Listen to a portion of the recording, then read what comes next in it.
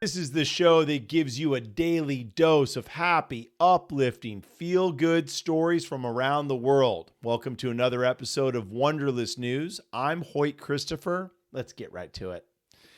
So our first segment is Dolphin rescued in Florida Keys flourishes a year later. Oh, this is so cool. So this dolphin was rescued, a juvenile dolphin, over a year ago.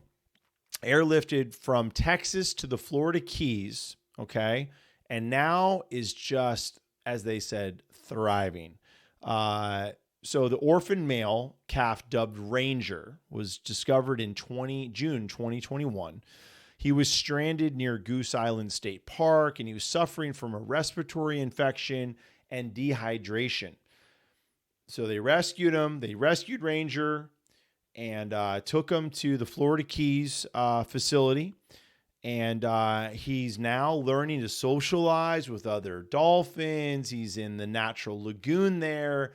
And they said his release from a necessary 5-week quarantine in the medical pool has happened. He's ready, man. He's out and he's having fun. I mean, dude, I love dolphins. If you ever get a chance, you got to see dolphins swimming. If you get one of those boat trips, if you live close to the water, you go on vacation with your family to, Florida or California or somewhere, get one of those boats, go out there and see them swim, see them hang out.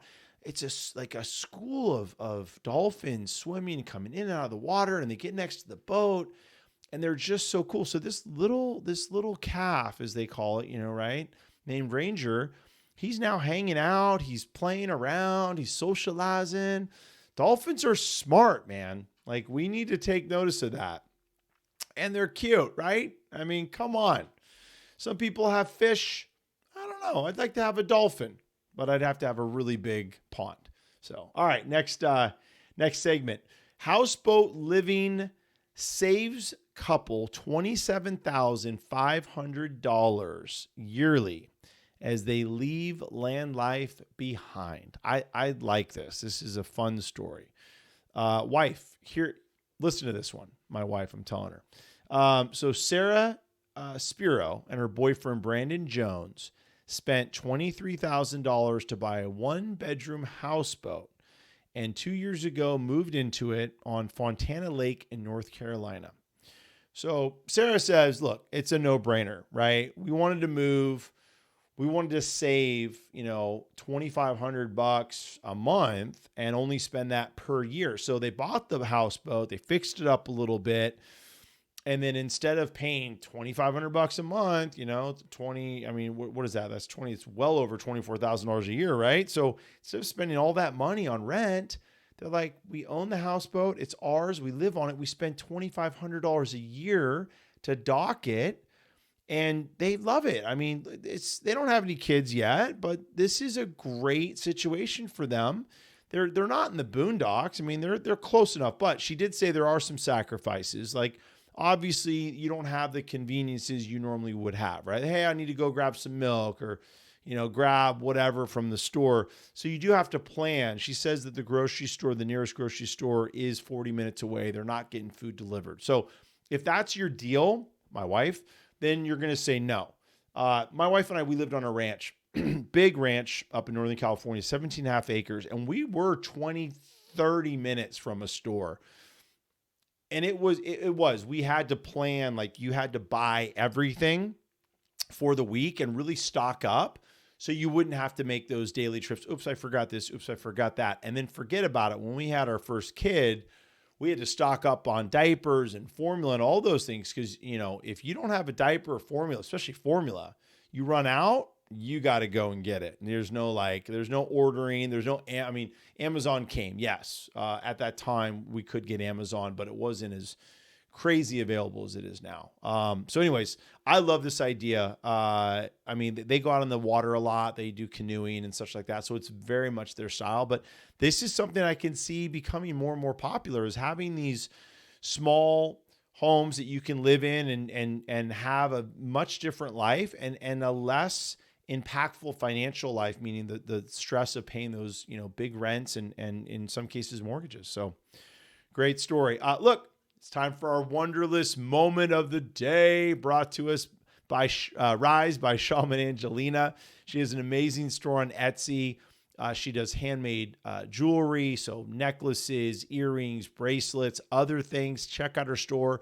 A link to her store is in the description of the show's bio, so go there, get over there, buy something. It's so cool. But the moment of the day is a surprise. But remember, our moment is take a moment, breathe, get a couple breaths in through your nose, out through your mouth, relax, and then there's a visual, so there's some cool video and there's some music to go with it. So if you're able to see and hear, great. If you're just listening on the podcast, then just go ahead and give it a listen. But here's our moment of the day, brought to us by Rise by Shaman Angelina.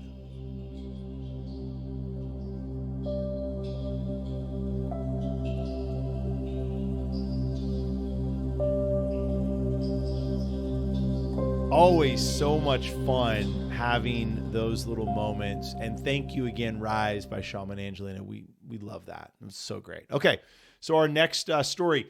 A teacher saved the life of a 100-year-old woman who was choking by performing the Heimlich maneuver when they were coming home. So 100-year-old woman was choking on the side of the road. She was in her car.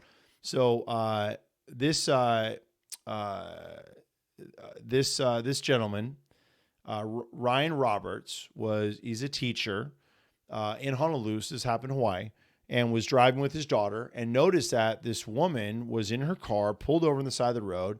And she was, I think she was out of her car and she was looking like she needed help, right? So she had this frantic look on her face. So he ran over, he was giving her the Heimlich maneuver, but it wasn't working, right? So he was trying to do the maneuver and he said he was being gentle, really. So then I tried harder again and tried harder and gave her the Heimlich and a little bit more. And the third time, really a little bit more. And then finally got that stuff out. She was able to breathe again and she was crying. And she's like, hey, that's a good thing that you're crying because that means you can breathe, right? So he made sure that she was okay. She's fine. She's going to live to be 101, possibly. And this teacher did a good deed. And do you guys know CPR? Because I think we all need to know a little CPR. But great story. Another sunset to be had by this 100-year-old woman and this teacher and his daughter who, look, they saved her life. I love that. A little happy news story. But let's talk about that. Look, right now it's time for our Wonderlous thought. And our thought is, do you know CPR, right? Do you know it? Now, my wife and I, we had to learn CPR, get certified, and I got recertified again a few months ago. And honestly, every time I do, I'm really thankful that I did it. Going to do it is a process, right? It feels like you need to have, like someone has to tell you that you need to do it or know it because of something, right? Like whether you're a foster parent or you work at a hospital or whatever it is, right? It could be a requirement. But what I like is once you learn it, I actually want to keep doing the course every year to make sure I do know, because like a situation like that with saving someone that you notice is choking on the side of the road. How about your own children, your family, your wife, husband, whatever? I mean, how about that, right? So your own family has a situation. You need to know how to do it successfully, and you can save someone with that. So I think knowing CPR is incredibly important. And it's something that we should probably be required to know and be certified. It wouldn't be a bad thing, in my opinion, to know CPR and be certified every year. And maybe those courses can be done online. Maybe every couple of years you go into a facility and do it. So sort of like your driver's license, right? Like I've had a driver's license for a long time. I just had to renew my license. I actually had to go in. I hadn't gone in 2 years, right? So I could renew by mail. I didn't have to take a new course, but you could in this case if we made this a requirement, for CPR. But then I went in to renew it, and I had to go in and do it, and they checked my eyes. I had to do the whole thing, eye over this, over that, which is good. They want to make sure you can still see.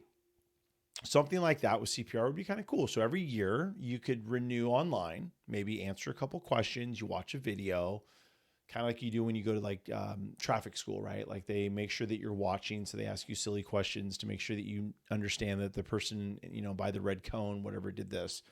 But same thing, then every couple of years, you actually have to take the course. It's a couple hours. And, ma'am, I mean, what if everyone in this country was certified, to know CPR? Imagine how many people could collectively, or not collectively, but could save someone's life in a situation like this. So maybe now that I talked about it, you'll want to get certified in CPR, or you know what I'm talking about. It's not something we normally want to do. It's something you usually have to do. So, but not a bad thing to know. So look, if you have a happy, positive, feel-good story that we can talk about here on Wonderless News, please let me know. Send me the information. You can send it to my Gmail, wonderlessnews@gmail.com. Mention yourself, send pictures, videos, or don't. I'll talk about it here on the show. Again, thanks for watching and or listening. And remember, if you, either way, whether it's a podcast or watching the YouTube channel for Wonderless News, subscribe or like or follow. Let us know how we're doing, and we appreciate that. I appreciate it. I'm Hoyt Christopher. Thanks again for watching Wonderless News. We'll see you tomorrow.